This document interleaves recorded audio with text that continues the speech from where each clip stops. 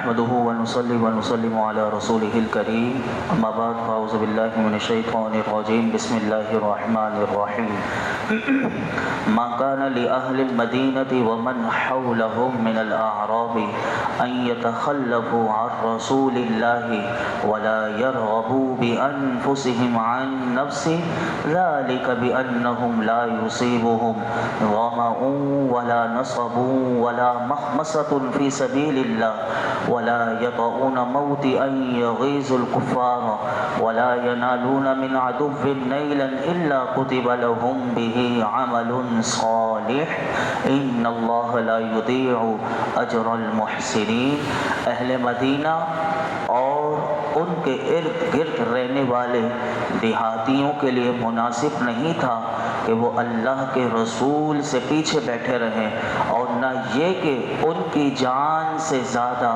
اپنی جانوں کو عزیز سمجھے. یہ اس لیے ہے کہ اللہ کے راستے میں انہیں جو پیاس یا تکلیف یا بھوک پہنچتی ہے اور جہاں کفار کو غصہ دلانے والی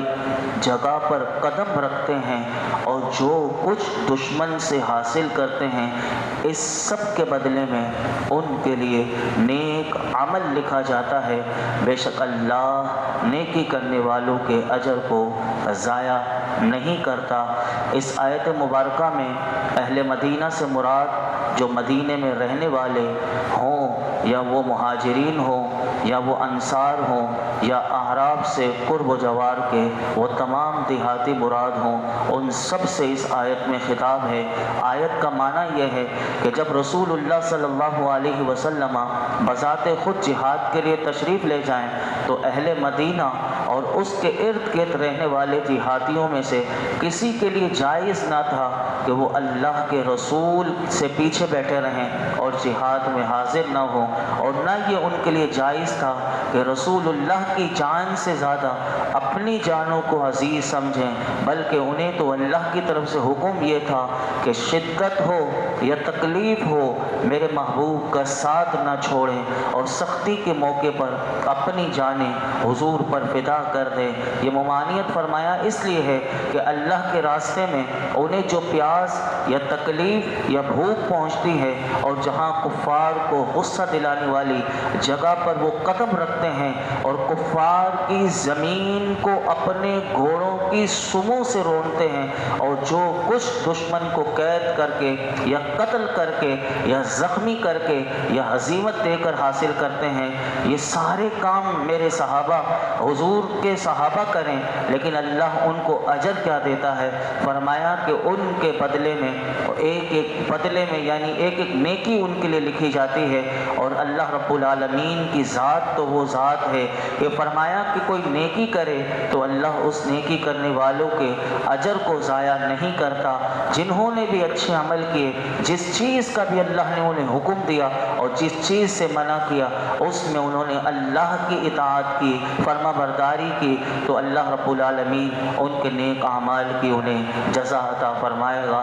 آپ اس آیت میں غور کیجئے کہ اللہ اکبر کہ صحابہ کرام کو حضور کے ساتھ کس طرح رہنے کا حکم، کہ پیاس لگی ہے تو کیا ہوا، شدت ہے تو کیا ہوا، تکلیف ہے تو کیا ہوا، لیکن تمہارا یہ پیاسا رہنا، تمہارا یہ بھوکا رہنا، تمہیں جو تکلیف پہنچتی ہے یہاں تک کہ تم کفار کو غصہ دلانے والی ان کی سرزمین پر تم قدم رکھتے ہو یا تم اپنے گھوڑوں کی سموں سے اسے رونتے ہو، تو تمہارے گھوڑوں کی سموں سے ان کی زمین پر تم وہ روندنا اللہ کو یہ بھی پسند ہے اور اس پر بھی تمہیں اجر عطا فرماتا ہے. تو اس سے علماء کہتے ہیں اس آیت سے یہ ثابت ہوا کہ جس شخص نے بھی اللہ کی اطاعت کا قصد کیا، ارادہ کیا کہ میں اللہ کی فرما برداری کروں، اس مقصد کے لیے فرمایا اس کا اٹھنا، اس کا بیٹھنا، اس کا چلنا، اس کا حرکت کرنا سب نیکیاں ہیں. اللہ رب العالمین کا کرم دیکھیے کہ کوئی بیٹھا ہوا ہے لیکن اللہ کی اطاعت کے لیے بیٹھا ہے، چل رہا ہے، حرکت حرکت کر رہا ہے، کچھ بھی کر رہا ہے، اللہ کے ہاں اس کے لیے نیکی لکھی جاتی ہے۔ اور یہ بھی یاد رکھیے گا، علماء کہتے ہیں کہ جس نے نافرمانی کا ارادہ کیا تو اس مقصد کے لیے اٹھنا، بیٹھنا، چلنا، حرکت کرنا، یہ سب گناہ ہے، اور اللہ چاہے تو اپنے فضل و کرم سے معاف کر دے اور چاہے تو پکڑ کر لے۔ یہ اس آیت کا مختصر خلاصہ میں نے آپ کے سامنے رکھا۔ اس آیت میں دو باتیں بتائی گئیں، ایک تو جہاد کے لیے تیار رہنا چاہیے، جہاد میں جانے کے فضائل بھی اس آیت سے پتہ چلتے ہیں، اور اس آیت سے یہ بھی پتہ چلتا ہے کہ راہ جہاد میں اگر تکلیف آئے تو اس تکلیف کو برداشت کرنے پر کیا اجر ملتا ہے۔ یہ تو آپ نے قرآن سے سن لیا، اب میرے آقا کی زبان سے سنیے میرے آقا کیا فرماتے ہیں۔ حضرت ابو ہریرہ رضی اللہ تعالیٰ عنہ سے روایت ہے کہ اللہ کے محبوب علیہ الصلوۃ والسلام نے ارشاد فرمایا کہ اللہ اپنی راہ میں نکلنے والوں کو ضمانت دیتا ہے کہ جس بندے کو صرف میری راہ میں جذبہ جہاد لایا، ایمان لایا اور میرے رسولوں کی تصدیق نے اسے اپنے گھر سے نکالا، تو اللہ فرماتا ہے کہ اب وہ میری کفالت میں ہے، اب میں چاہوں تو اگر میدان جہاد میں وہ شہید ہو گیا تو میں اسے جنت میں داخل کروں گا، اور میدان جہاد سے اگر وہ واپس آ گیا تو فرمایا اسے ثواب بھی دوں گا اور غنیمت عطا کرنے کے بعد اسے گھر پر بھی لوٹاؤں گا۔ اللہ اکبر۔ ایک اور حدیث پاک سنیے کہ حضرت ابو دردہ رضی اللہ تعالیٰ عنہ سے روایت ہے کہ اللہ کے محبوب علیہ الصلوۃ والسلام نے ارشاد فرمایا کہ جسے اللہ کی راہ میں ایک زخم لگا، صرف ایک زخم، اس ایک زخم کی بھی قیمت ہے، کیونکہ وہ گیا کس کے لیے؟ اللہ کی محبت میں گیا ہے، تو اس ایک زخم پر بھی اللہ اسے قیامت کے دن کیا اجر دے گا۔ سنیے میرے آقا فرماتے ہیں اسے ایک زخم لگے گا، اس پر شہداء کی مہر لگا دی جائے گی جو قیامت کے دن اس کے لیے نور ہوگی، اور اس زخم کا فرمایا رنگ جو ہوگا زعفران کی طرح ہوگا، اور اس زخم سے کل قیامت کے دن خوشبو جو آئے گی وہ مشک کی طرح خوشبو آ رہی ہوگی، اور فرمایا جو مہر اسے لگا دی گئی زخم پر تو اولین آخرین یعنی حضرت آدم علیہ السلام سے لے کر حضور کی امت قیامت تک جو آئے گی، فرمایا کہ سب کے سب اس شخص کو پہچان لیں گے اس مہر کی وجہ سے کہ یہ فلاں پر تو شہیدوں کی مہر لگی ہوئی ہے، یہ میرے اللہ کی طرف سے اس پر کرم ہوگا۔ یہ ہے حضور کی امت پر کہ جو جہاد میں جاتے ہیں تو ان کے لیے کتنا، ورنہ اتنی حدیث پاک ہیں جہاد کے حوالے سے کہ کیسا ایک مجاہد کو تیار ہونا چاہیے، یہاں تک کہ اگر جس بندے کے صرف اللہ کی راہ میں پاؤں کو مٹی بھی لگ جائے تو فرمایا جس کے پاؤں کی گرد آلود بھی ہو جائے تو اللہ کو اس پاؤں کی مٹی جو اللہ کی راہ میں نکلنے کی وجہ سے لگے، فرمایا کہ اللہ اسے جہنم کی آگ اسے نہ چھوئے گی اس بندے کو کہ جس کو اللہ کی راہ میں نکلتے ہوئے مٹی بھی اس کے پاؤں کو لگ گئی۔ تو یہ ہے اللہ کی بارگاہ میں ہم اس آیت کے تحت دعا کرتے ہیں کہ اللہ ہمیں عافیت عطا فرمائے اور اپنی راہ میں تکلیف اگر آ جائے تو اسے برداشت کرنے کی ہمت اور توفیق نصیب فرمائے۔ آگے ارشاد فرمایا وَلَا يُنْفِقُونَ نَفَقَةً صَغِيرَةً وَلَا كَبِيرَةً وَلَا يَقْطَعُونَ وَادِيًا إِلَّا كُتِبَ لَهُمْ لِيَجْزِيَهُمُ اللَّهُ أَحْسَنَ مَا كَانُوا يَعْمَلُونَ۔ اور جو کچھ تھوڑا اور زیادہ خرچ کرتے ہیں اور جو وادی وہ طے کرتے ہیں سب ان کے لیے لکھا جاتا ہے تاکہ اللہ ان کے بہتر کاموں کا انہیں بدلہ عطا فرمائے۔ اس آیت میں دوبارہ کہا گیا کہ جو اللہ کی راہ میں خرچ کرتے ہیں چاہے ایک کھجور ہی یا اس سے زیادہ خرچ کرتے ہیں، جیسا کہ حضرت عثمان غنی رضی اللہ تعالیٰ عنہ نے غزوہ تبوک میں کتنا دیا اللہ کی راہ میں، فرمایا کہ جو ایک کھجور دے یا بہت زیادہ دے، یہاں تک کہ کوئی کچھ نہ دے سکے لیکن میدان جہاد میں چلا اور اس نے وادی کو طے کیا، جو وادی میں جو رستہ تھا قرآن کہتا ہے تو وہ جو وادی کو طے کرنا تھا اللہ ان سب کے لیے ان کا ثواب لکھتا ہے اور ان کاموں کا انہیں بدلہ بھی انہیں عطا فرمائے گا۔ تو اس سے علماء کہتے ہیں کہ جہاد کی فضیلت اور یہ جہاد سب سے بہترین عمل ہے، یہ اس قرآن کی اس آیت سے پتہ چلتا ہے، اور اللہ کی راہ میں دینے والوں کو کیا اجر ملتا ہے۔ پیچھے میں نے ابھی آپ کو بتایا کہ جو نکلا جس نے اپنے آپ کو تکلیف میں برداشت کر لی اللہ کی راہ میں. لیکن اب آئیے کہ اس قرآن کی آیت میں کہا جو خرچ کرتا ہے تو خرچ کیسے کر سکتے ہیں. تو سنیے 2 حدیث مبارکہ میں آپ کے سامنے رکھتا ہوں کہ نبی کریم صلی اللہ علیہ وسلم نے ارشاد فرمایا. حضرت خریم بن فاتق اس حدیث پاک کو روایت کرتے ہیں کہ اللہ کے محبوب علیہ الصلوۃ والسلام نے ارشاد فرمایا جو اللہ کی راہ میں کچھ خرچ کرے اس کے لیے 700 گناہ لکھا جاتا ہے. اور اسی طرح دوسری حدیث پاک میں حضرت ابو امامہ رضی اللہ تعالیٰ عنہ سے روایت ہے کہ اللہ کے محبوب علیہ الصلوۃ والسلام نے ارشاد فرمایا 3 شخص ایسے ہیں کہ جو اللہ کی ذمہ داری میں ہیں. آئیے میں اور آپ بھی دیکھیے کہ ہم اللہ کی ذمہ داری میں آ سکتے ہیں نہیں آ سکتے. اس حدیث پاک میں ہم سب کے لیے بھی بہت بڑی بشارت ہے. نمبر 1 کہ کون اللہ کی ذمہ داری میں آ جاتا ہے, یعنی جو اللہ کی ذمہ داری میں آ جائے گویا کہ وہ اللہ کی حفاظت کے حصار میں آ گیا. تو نمبر 1 کہ ایک تو وہ شخص ہے کہ جو اللہ کی راہ میں جہاد کے لیے نکلے, فرمایا کہ وہ اللہ کی ذمہ داری میں ہے, یہاں تک کہ اگر اسے موت آ گئی تو اللہ اسے جنت میں داخل کر دے گا, اور اگر وہ بچ گیا غازی ہو کر واپس لوٹا تو اللہ اسے اجر بھی دے گا, غنیمت کا مال بھی عطا کر کے اسے واپس لوٹائے گا. نمبر 2 وہ شخص جو مسجد کی طرف چلے وہ بھی اللہ کی ذمہ داری میں. یعنی کتنے ہم خوش نصیب ہیں کہ مسجد میں جو جماعت نماز پڑھنے کے لیے آتے ہیں, میرے آقا فرماتے ہیں وہ بھی اللہ کی ذمہ داری میں ہے. نمبر 3 یہ بھی ہمارے لیے آسان ہے, فرمایا کہ جو شخص اپنے گھر میں داخل ہو سلام کر کے وہ بھی اللہ کی ذمہ داری میں ہے. یعنی اگر ہم میں سے کوئی سلام کر کے گھر میں نہیں جاتا تو آج سے یہ عادت بنا لے کہ وہ گھر والوں کو سلام کرے تو وہ اللہ کی ذمہ داری میں آ جائے گا, وہ اللہ کی حفاظت میں آ جائے گا. آگے ارشاد فرمایا وما كان المؤمنون لينفروا كافة فلولا نفر من كل فرقة منهم طائفة ليتفقهوا في الدين ولينذروا قومهم اذا رجعوا اليهم لعلهم يحذرون. اور مسلمانوں سے یہ تو ہو نہیں سکتا کہ سب کے سب نکلیں, تو کیوں نہ ہو ان کے ہر گروہ میں سے ایک جماعت نکلے کہ دین کی سمجھ بوجھ حاصل کریں اور واپس آ کر اپنی قوم کو ڈر سنائیں, اس امید پر کہ وہ بچیں, اس امید پر کہ تاکہ وہ ڈر جائیں. اس کا مختصر خلاصہ یہ ہے کہ حضرت عبداللہ بن عباس رضی اللہ عنہما سے مروی ہے کہ قبائل عرب میں سے ہر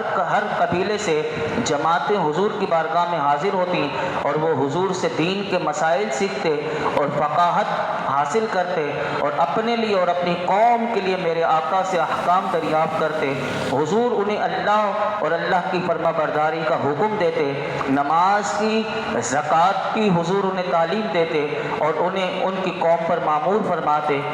جب وہ اپنی قوم میں جاتے تو اعلان کر دیتے کہ جو اسلام لائے وہ ہم میں سے ہے, اور لوگوں کو اللہ کا خوف دلاتے اور دین کی مخالفت سے ڈراتے. تو یہ رسول اللہ کا وہ معجزہ عظیمہ تھا کہ مفسرین کہتے ہیں کہ بالکل بے پڑے ہوئے لوگ حضور کی بارگاہ میں آتے تو تھوڑے عرصے میں میرے آقا انہیں دین کے احکام کا عالم بنا کر انہیں اپنی قوم کا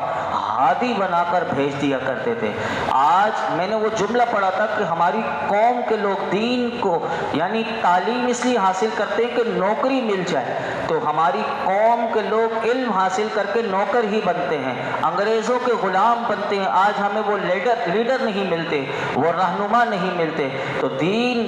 پڑھے اور اس لیے پڑھے کہ میں اللہ کے دین کی خدمت کروں گا, تو یقین کیجئے کہ چاہے وہ دنیاوی علم ہو یا وہ دین کا ہو تو وہ یقیناً وہ لیڈر بن کے وہ سامنے آتے ہیں. وہ عظیم میرے آقا نے ہر ایک کو کچھ بھی سکھایا تو وہ اپنی قوم کے لیے وہ ہادی اور رہنما بنایا. اور اس آیت سے یہ بھی پتہ چلا کہ علم دین حاصل کرنے کے لیے کیونکہ سب تو نہیں نکل سکتے, تو سب تو پھر ایسا ہو کہ کوئی تو ہو کہ جو اپنے بچوں کو دین کی فقاہت کا علم سکھائے, اور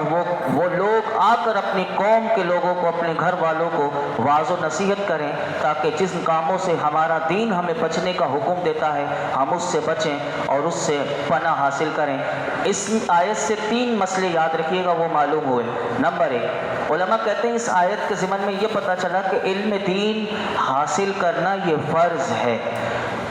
اس کی تفصیل مختصر علماء نے یہ لکھی کہ جو چیز بندے پر فرض ہے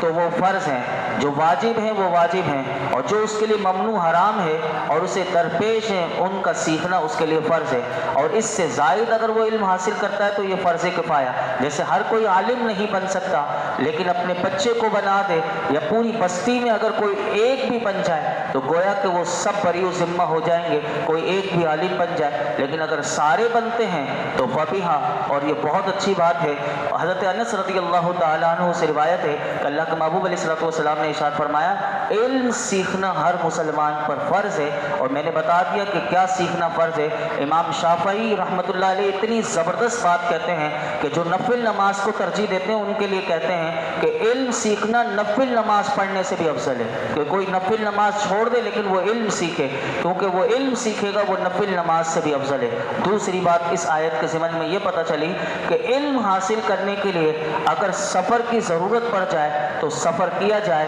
اور جو علم سیکھنے کے لیے سفر کر کے جاتے ہیں وہ بڑے خوش نصیب ہیں، ان کو بھی اللہ مایوس نہیں، اللہ کے در رحمت سے اسے کیا ملتا ہے؟ میرے آقا ارشاد فرماتے ہیں کہ جو شخص علم کی طلب کے لیے اللہ کی راہ میں چلے اللہ اس کے لیے جنت کی راہ آسان فرما دیتا ہے۔ اور تیسری بات اس سے یہ سمجھ لیجئے گا کہ فقہ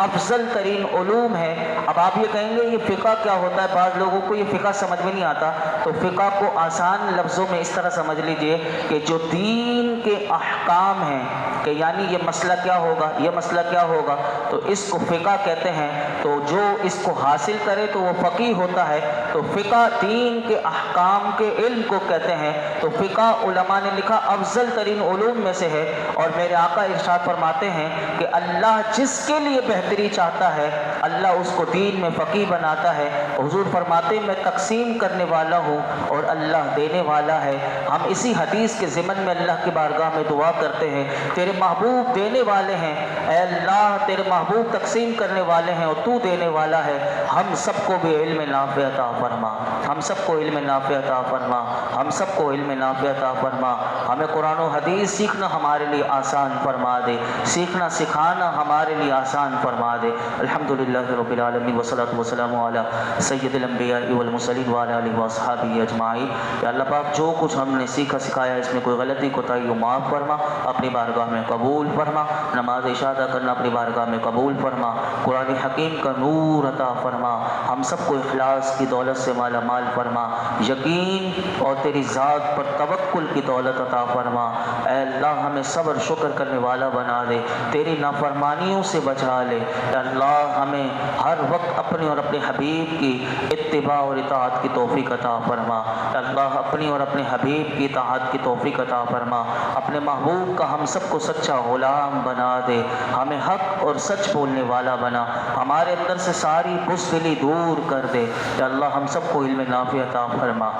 یا رب العالمین ہم سب کا یہ بھی قرآن و حدیث سیکھنے کے لیے ہم آتے ہیں، یا اللہ اس سیکھنے کی برکت سے یا اللہ تو ہم سب کو جنت عطا فرما۔ یا اللہ ہمیں عذاب قبر سے بچانا، محشر کی گرمی سے اور قبر کی وحشت سے اور جہنم کی آگ سے ہم سب کو محفوظ فرمانا۔ اس درس قرآن میں یہ جتنے حاضرین موجود ہیں اللہ سب کی جھولیوں کو بھر دے، جس کی جو مراد ہو پوری فرما۔ وصلی اللہ تعالی علی خیر خلق محمد وعلی آلہ وصحبہ اجمعین۔